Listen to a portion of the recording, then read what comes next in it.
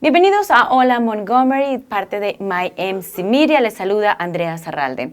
El Servicio de Ciudadanía e Migración de los Estados Unidos emitió una nueva norma que afectaría a las personas que están buscando su residencia permanente, una visa o hasta una ciudadanía y son considerados por el país como una carga pública. Aquí en los estudios de MyMC Media nos acompaña el abogado Silverio Coy, experto en temas de inmigración, pero también ha sido nombrado por la Asociación Nacional de Abogados entre los 10 mejores abogados del área metropolitana de Washington, D.C.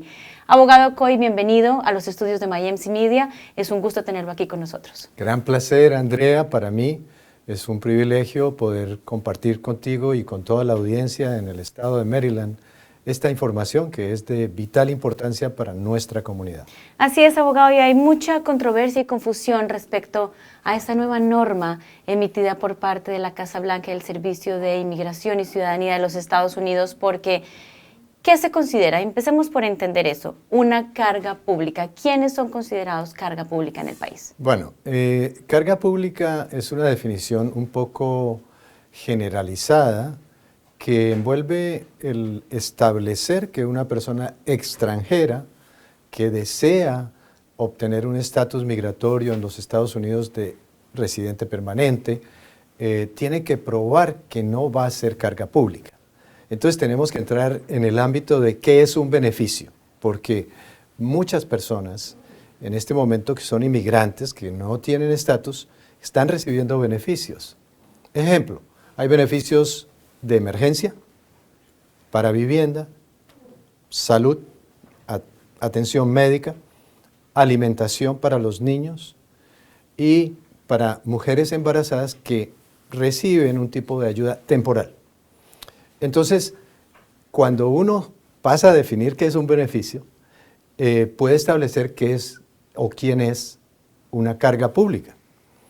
Y básicamente es una regla muy sencilla, pero puede ser complicada a la vez, en el sentido de que si una persona recibe por más de un año beneficios federales, estatales o locales, se considera que está estableciéndose como una carga pública, si lo hace por un periodo de 3 años.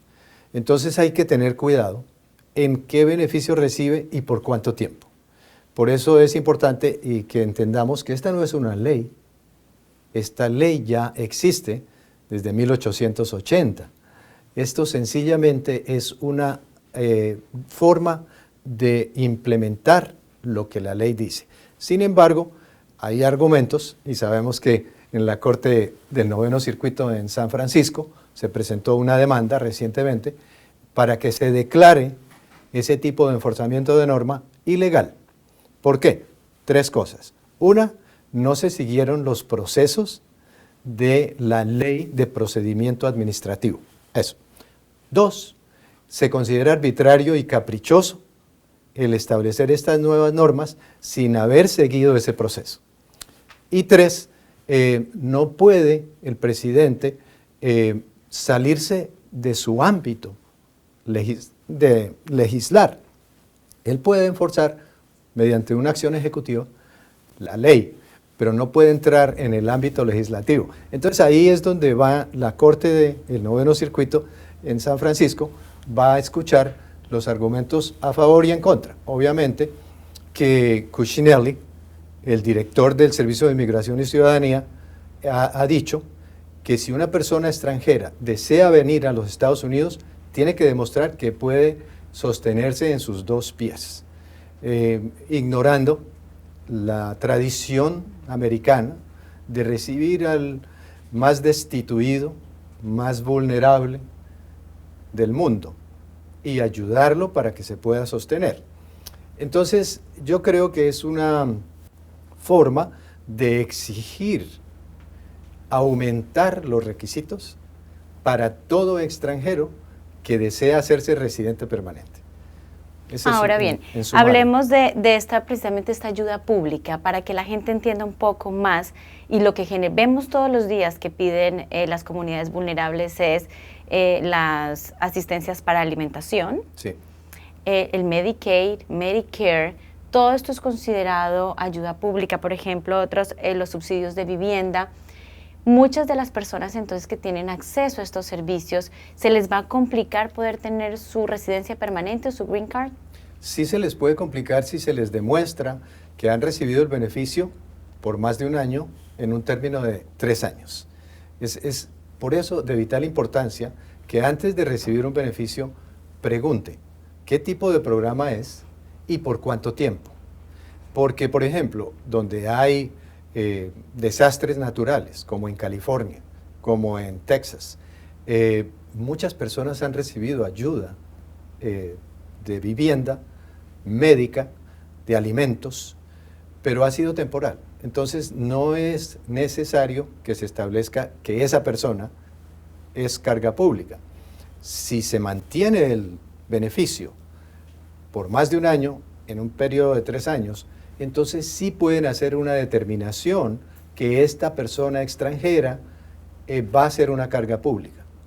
Ahora, también es otra cosa, agregándole algo más, esta nueva dimensión del enforzamiento de la definición de carga pública puede aplicar a una persona residente permanente que sale de los Estados Unidos y por alguna razón cae en una crisis económica y vuelve a los Estados Unidos, pudiera el oficial en el puerto de entrada decirle que se considera una carga pública y entonces tiene que demostrar que no es carga pública.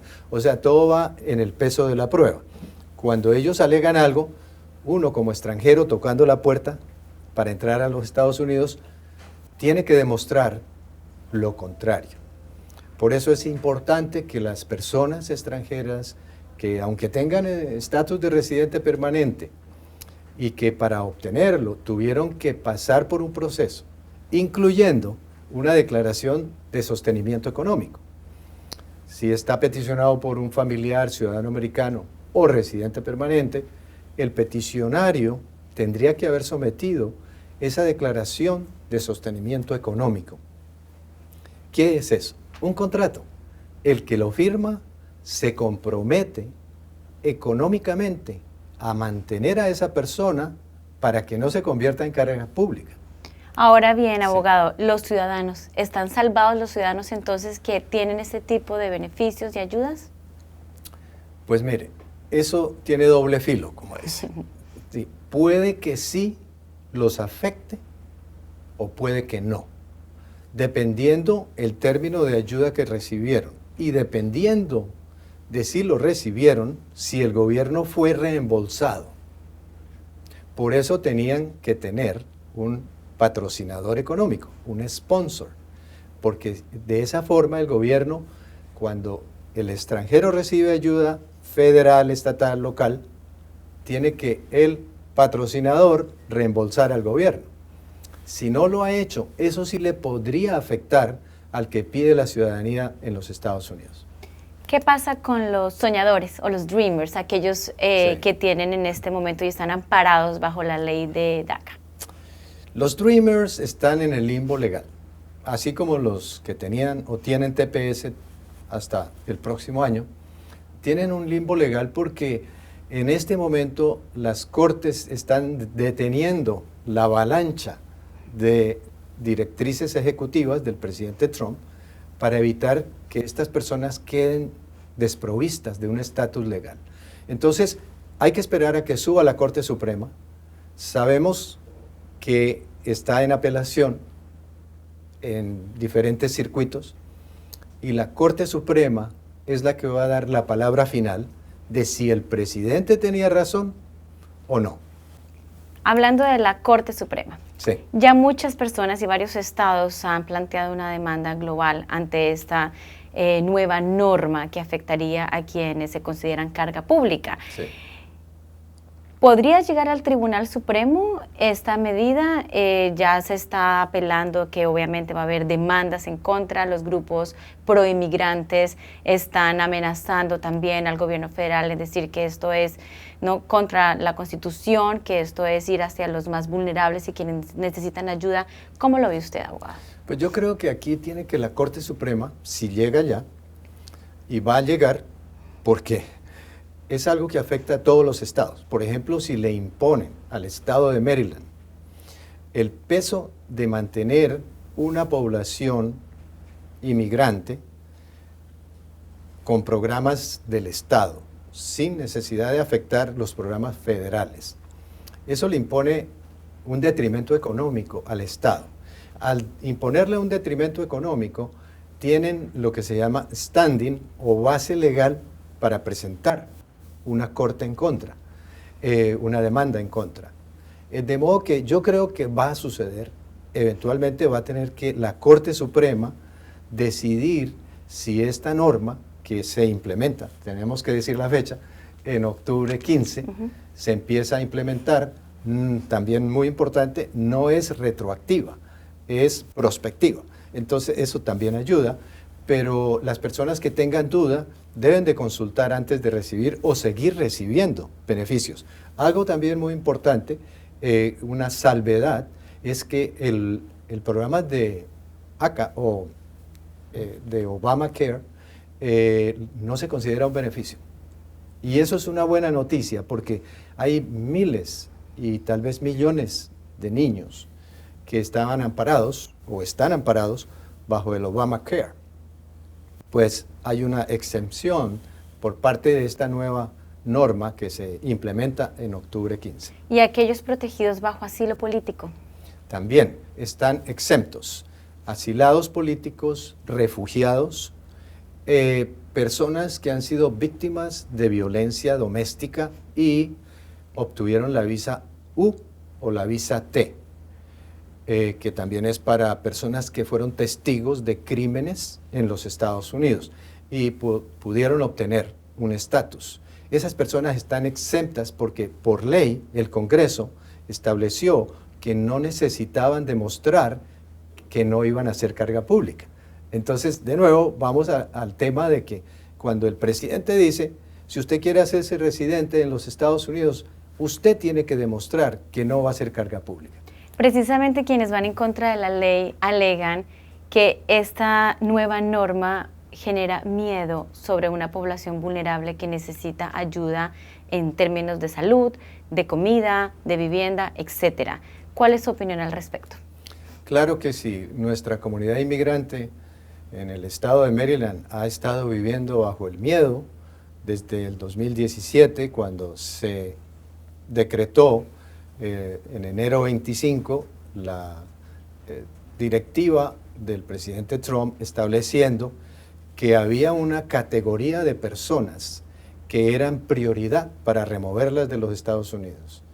Y a partir de ese momento, el miedo empezó a entrar en las comunidades. Entonces, yo no creo que una persona inmigrante que tiene niños, que es vulnerable, porque realmente hay comunidades que son muy vulnerables, que si se les quita una ayuda a los niños, se van a enfermar. Si tienen una enfermedad contagiosa, van a tener miedo de buscar la ayuda médica o no tienen el dinero. Entonces eso se convierte como en un problema social general que los estados van a tener que remediar. Por esa razón, yo veo que es necesario que los estados presenten una demanda ante la Corte Federal para detener ese tipo de enforzamiento. Se estima que 544,000 personas solicitan residencia o la Green Card anualmente en el país. Correcto. Y más de 380,000 serían revisados bajo esta nueva norma o estarían bajo escrutinio.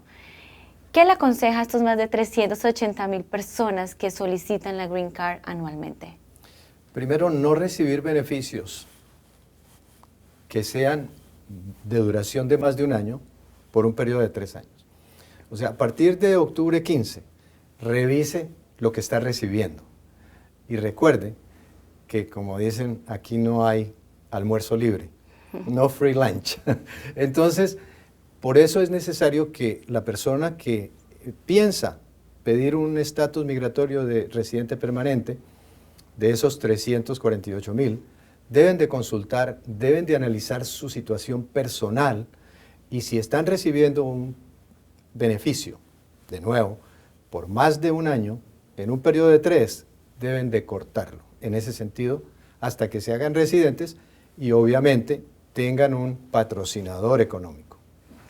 Ya lo escucharon, el abogado Silverio Coy, experto en temas de inmigración. El 15 de octubre entraría en vigencia esta nueva norma por parte del gobierno federal, a menos de que sea de alguna manera coartada por los tribunales, que ya se estima va a haber una gran demanda a nivel nacional. Abogado Coy, un placer haberlo tenido en My Media. Muchísimas gracias por compartir con nosotros su conocimiento, su experiencia y sobre todo pues brindar estos consejos tan importantes para una comunidad que necesita información vulnerable en estos momentos, sobre todo de cambios migratorios. Muchísimas gracias. Gracias, Andrea, muy amable.